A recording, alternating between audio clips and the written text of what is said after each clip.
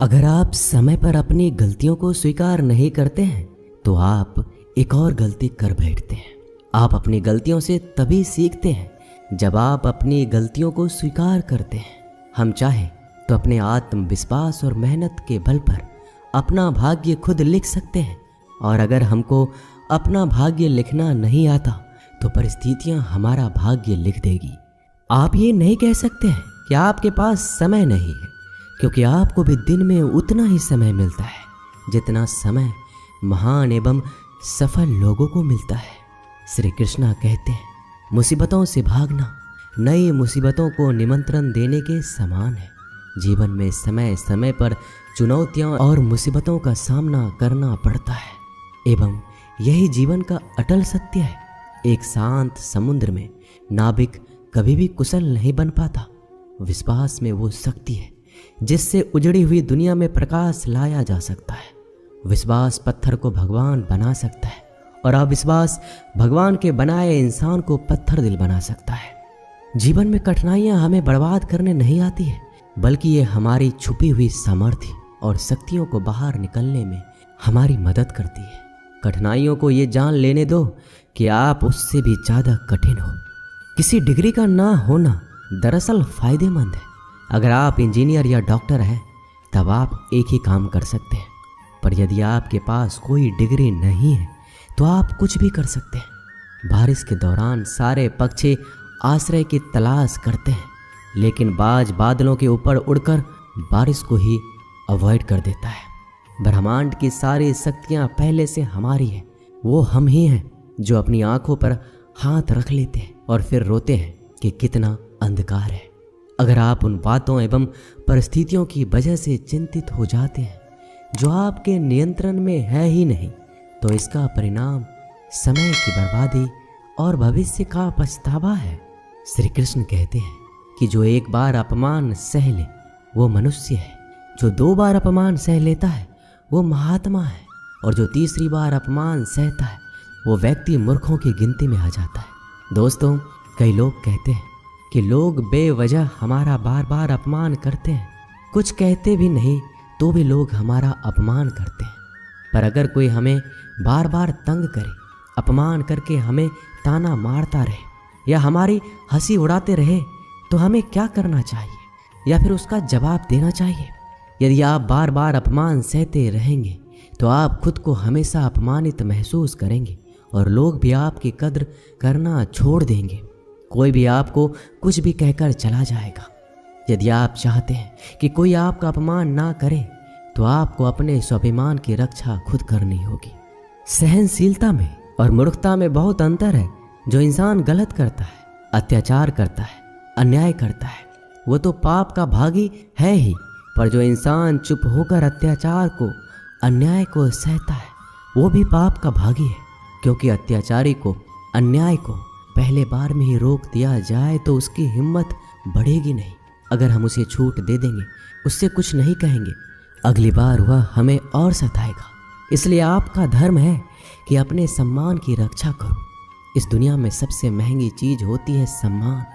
सम्मान ऐसे ही किसी को मुफ्त में नहीं मिल जाता। इसको अपने चरित्र से, अपने अच्छे गुण से, स्वभाव से कमाया जाता है। यदि आपके सम्मान पे, स्वाभिमान पे चोट आए तो आपको उसकी रक्षा करनी चाहिए। यदि आप चाहते हैं कोई भी आपका अपमान ना कर सके, कोई भी आपके सम्मान को, स्वाभिमान को चोट ना पहुंचाए, तो 3 बातें आप हमेशा याद रखना। पहली बात, कुछ लोग कहते हैं हमें कोई कुछ बोल जाता है, हम तो चुप रह के सह लेते हैं, क्या करें, कैसे जवाब दें? तो अपनी इस आदत को बदलिए। कई लोग जो सहते रहते हैं और जब उनकी सहन शक्ति खत्म हो जाती है तो एकदम बम की तरह फट जाते हैं। इससे उनके रिश्ते भी टूट जाते हैं और वो खुद भी पछताते हैं। हम जवाब देते हैं तो झगड़े हो जाते हैं, हम जवाब देते हैं तो हम बुरे बन जाते हैं। इसका कारण ये है कि आपको बात करना नहीं आता। किसी की बातों का जवाब देने का मतलब ये नहीं कि हमें झगड़ा करना है या हमें क्रोध करना है। अगर कोई आपसे ऐसे शब्द कहता है जो अनुचित है तो सहज भाव में आपको उनका उत्तर देना चाहिए। किसी की बातों पर उत्तर देना झगड़ा करना नहीं होता, क्रोध करना नहीं होता। आपको सीखना है बिना क्रोध किए लोगों के बातों का कैसे उत्तर दे सकते हैं? कई लोग कहते हैं हम बात करते हैं तो झगड़ा हो जाता है। कई लोग कहते हैं हम एक जवाब देते हैं तो सामने वाला हमें दूसरा जवाब देता है, जिससे हम चुप हो जाते हैं। हम क्या करें? हम बात नहीं कर पाते। जब तक आप बात नहीं करेंगे तब तक आप बात करना नहीं सीख पाएंगे। ऐसे तो आपको हर कोई चुप करा के चला जाएगा। जितना आप बात करेंगे उतना लोगों की बातों का बेहतर जवाब दे पाएंगे। आप बात ही नहीं करेंगे, आप उत्तर ही नहीं देंगे तो कैसे आपकी बुद्धि का, आपकी वाणी का विकास होगा? एक व्यक्ति तैरने गया। जब वो पहले दिन तैरने के लिए पुल में उतरा तो उसे तैरना तो आता ही नहीं था, तो वो डूबने लगा। उसका दोस्त वहीं पास में खड़ा था। वह व्यक्ति हाथ पैर चलाने लगा पर वो डूबता जा रहा था। फिर उसके दोस्त ने देखा कि ये डूब ना जाए, फिर उसको बचाकर बाहर ले आया। वह व्यक्ति पानी से इतना डर गया, उसने कहा मैं पानी में अब तभी जाऊंगा जब मुझे तैरना आ जाएगा। क्या ऐसा संभव है?